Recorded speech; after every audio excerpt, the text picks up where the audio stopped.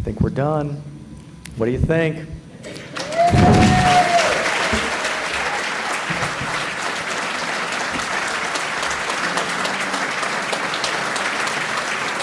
I wholeheartedly agree. We do have time for closing statements. 1 minute each. We're going to go backward. And we're going to start with Mr. Gardner. 1 minute.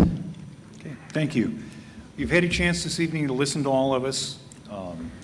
You get a little bit of feel for our leadership ability, our knowledge, our vision, how well we think on our feet, how well we speak.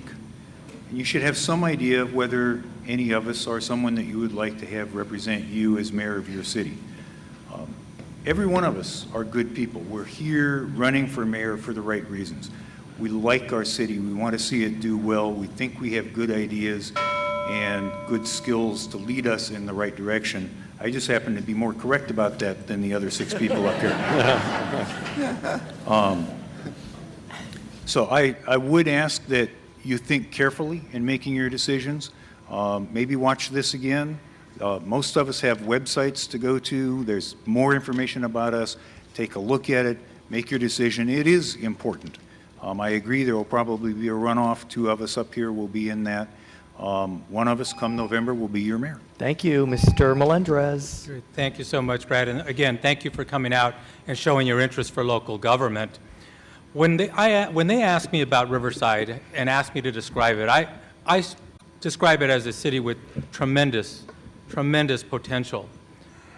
My platform has been economic development and education. Again, communities are very fluid, so that focus may be different in 5 to 6 years. But taking the idea of economic development, I've had the opportunity to work with a solar company that will be opening up here this year.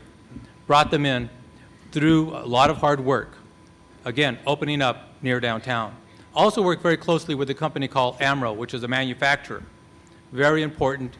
Average pay $70,000 to $80,000 per year for the average employee. I've also worked very closely with the professional soccer team, looking to bring them here to the city of Riverside. Again, we will know in the next 3 to 4 weeks whether they are going to make that change. Economic development, vitally important to our future here in the city. Thank you. Mr. Benavides. Thank you. Yeah, we're going. Yeah, Mr. Benavides. Yes. Okay. I spoke about leadership, ladies and gentlemen, but one thing that hasn't been mentioned tonight is something leaders also do. Sometimes we assign tasks, and sometimes we delegate, and sometimes we challenge. So I have a challenge for all of you tonight. When you go home, I want you to think about someone who's disenfranchised and is not even a registered voter in the city. Convince them to vote. And also, have that individual do the same. If you don't know anyone who's disenfranchised, find one and have them do the same. If you're successful, and if you do the numbers, Riverside will be recognized as one of the cities in our state and nation that has the most voter participation. And that would be something that we all could be proud of. It's not difficult, it's within your grasp. I want to thank you for being here. I haven't walked for mayor, I'm not running for mayor. I think I have prepared to be your mayor. Thank you, sir. Thank you. Ms. Petrosello. The citizens of Riverside, you and I, do not deserve to be taxed, fined, or levied for the fiscal misconduct of the former and current city council. We need to stop hiding the true financial picture of our city. Now we're going to take a $159 million hit to our general fund. My concern is, how is this going to affect police and fire? Are we also going to lose the $42 million for the Hyatt Hotel? My biggest concern is, why would a city council, current and former, vote to use the pension money from our city employees? This is a type of fiscal mismanagement that has been going on.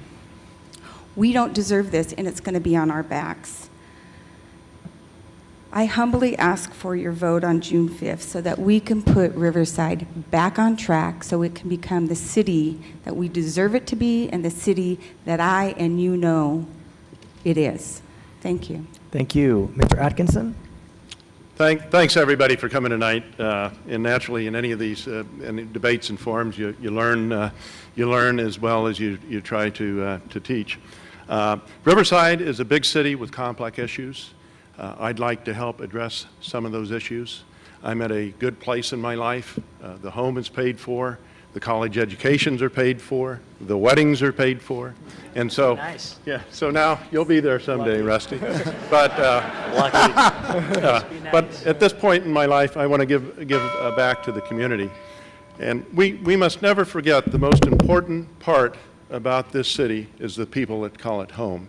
And I'd be humbly honored to get your vote. Thank you, sir. Ms. Chavez. Thank you. Yes, I'm glad everybody came out tonight. I know it was probably an inconvenience for you, but yes, you need to know who you're going to vote for. I'm not saying maybe I'm not the best one or maybe I am. I don't know. That's what you have to determine, which one you want to be your mayor. I believe in personal freedom, personal choice, as long as it doesn't harm someone or becomes a public hazard. I think our rights have been infringed upon enough. I really wish you would read the Riverside Municipal Code, because that's what's strangling our city from moving forward with businesses, and every avenue we have dealing with businesses or any procedures what we have done. Read our Riverside Municipal Code. What I want for you to leave with is that you might have ideas out there, okay? You need to be able to have an avenue to give that idea fruition. Maybe it might not happen right now, but it might happen later on. Thank you. There's always hope. Mr. Bailey. Riverside is a historic, diverse, and proud city, and we need leaders who are collaborative, who have long-term vision, and who can connect with others in a relational leadership style.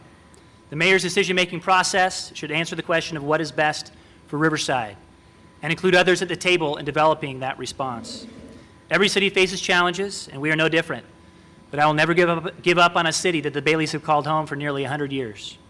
I'm committed to strengthening the perception of Riverside to one of a location of choice for the new economy and its knowledge-based workforce, a location of choice for homeowners and students, a location of choice for veterans and families. I'm campaigning to inspire a new generation of leadership in Riverside, an independent, forward-thinking, and innovative generation who must enter the arena now and begin forging new relationships, making new investments, and building on the foundation of our world-class city. I have the energy, enthusiasm, and convictions to be your mayor. I ask you to vote Rusty Bailey for mayor. And thank you for being here tonight. God bless you all. God bless Riverside. In 1907, Riverside elected its first mayor, S.C. Evans. In 2012, Riverside will elect its 17th mayor. One of these 7 people on the stage will be your mayor come 2012. I thank these 7 candidates for an outstanding job. I thank our 3 panelists, Gail Hammonds, Orlando Ramirez, Aaron Phillips. I thank Raincross. I thank the Press Enterprise, La Prensa, Charter Communications, as well as Cal Baptist for hosting. My name is Brad Palmer. Thank you so much for joining us.